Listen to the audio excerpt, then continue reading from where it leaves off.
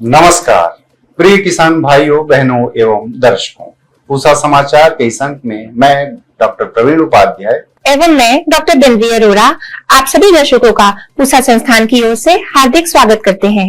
आज हम दर्शकों को गेहूं की कटाई, मूंग की उन्नत किस्में एवं सस्य क्रियाओं की तकनीकी जानकारी देंगे। आगे बढ़ने से पहले आप सभी से अनुरोध है कि हमारे संस्थान के चैनल को आप जरूर सब्सक्राइब करें और बेल आइकन दबाना न भूलें, ताकि हमारे YouTube चैनल पर अपलोड किए गए सभी वीडियो के नोटिफिकेशन आपको शीघ्र मिले। गेहूं हमारे देश की एक प्रमुख अनाजी फसल है। हमें बहुत प्रसन्नता है कि हमारे वैज्ञानिक परामर्श को आप सभी ने अपने गेहूं की खेती में अपनाया। इस समय कई किसान भाई गेहूं की कटाई कर रहे हैं।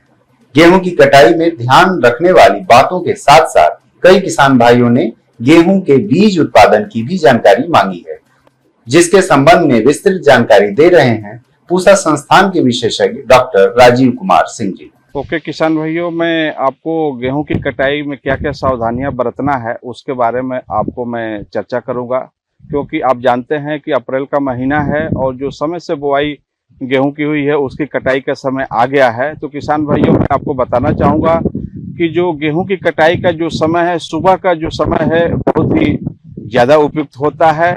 और आपको ये भी ध्यान देना है कि जहाँ पे कटाई हाथों के द्वारा, जो छोटे किसान हैं हाथों के द्वारा की जाती है, उनके फसलों को कटाई करने के बाद 3 से 4 दिन के लिए जो बंडल है खेत में छोड़ दें, जिससे कि उसमें नमी की मात्रा को जो है कम हो जाए सूखने के बाद। और इसी के साथ साथ गेहूं की कटाई अप्रैल का महीने के अंत तक जितनी भी प्रजातियां कल्टीवार से हमारे किसान भाई उसको सुनिश्चित कर लें कि अप्रैल के महीने में पूरी कटाई फिनिश कर लें।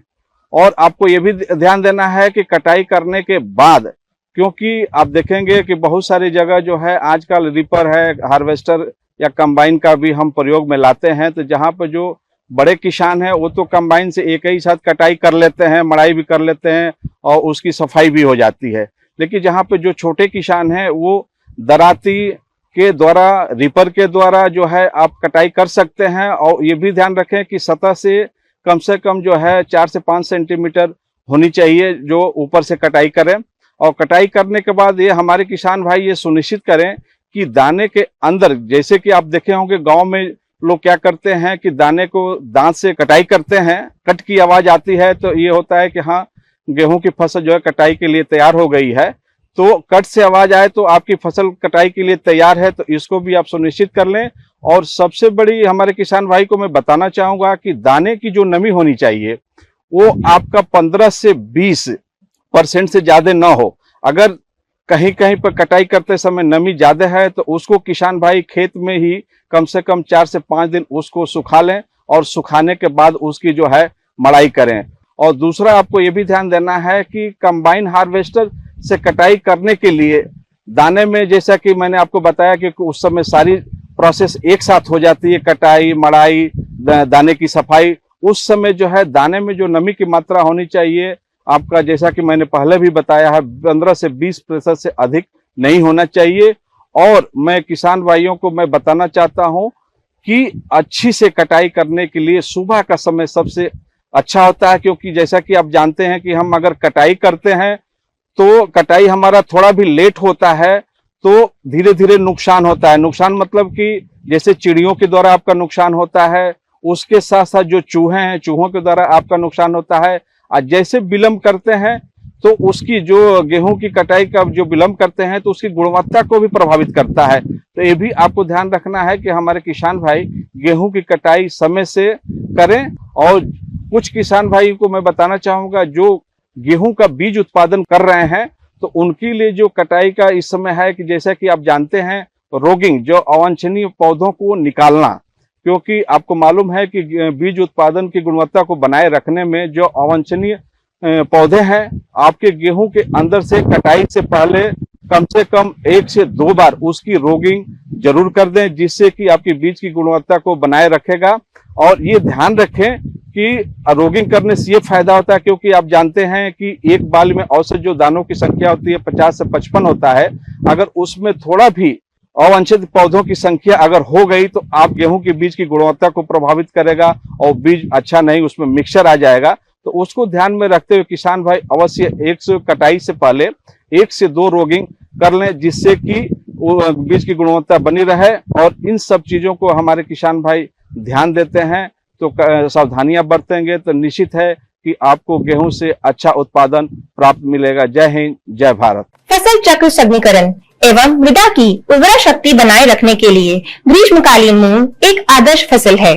पोषण सुरक्षा सुनिश्चित करने एवं आय वृद्धि में भी मूंग का एक प्रमुख योगदान है। रबी की फसल के बाद खाली हुए खेतों में उगाई जाने वाली मूंग की उन्नत किस्मों एवं महत्वपूर्ण शस्य क्रियाओं के बारे में विस्तृत जानकारी दे रहे हैं पूसा संस्थान के विशेषज्ञ डॉक्टर मुरलीधर एस। आज हम गर्मी के मूंग के बारे में कुछ जानकारी ले लेंगे। इसमें पहली ये होती है कि वैरायटी और सीजन। किसान ये गलती कर लेते हैं कि सही वैरायटी सही सीजन में नहीं लगाते हैं। जो गर्मी में लगाने वाला मूंग होता है वो 55 से 60 दिन के अंदर पक जाती है, लेकिन किसान अगर गलत बीज डाल देंगे, जो करीब की होगी या रबी की होगी, वो ज़्यादा टाइम ले लेता है। किसान को ये गलती बिल्कुल नहीं करना है।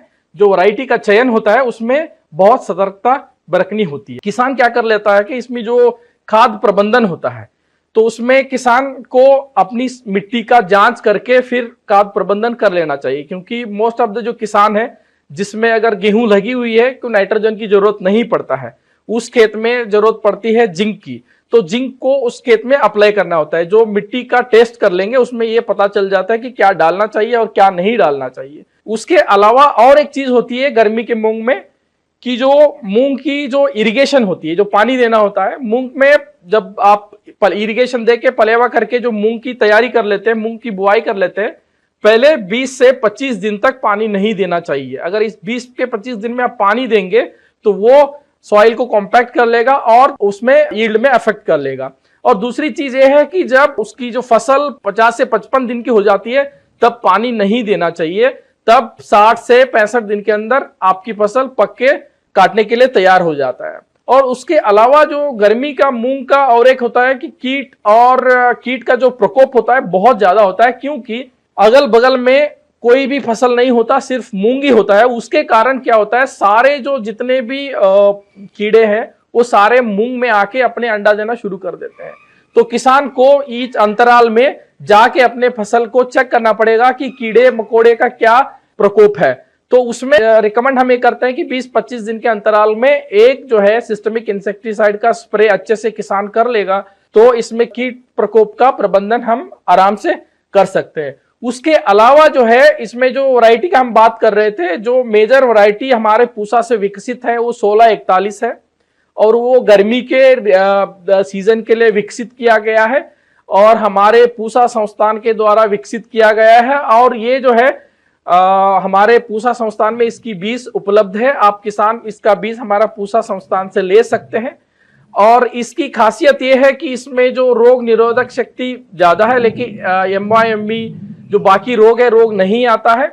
और इसकी बुआई जो है लगभग 10 से 15 अप्रैल तक इसकी बुआई कर लेना चाहिए।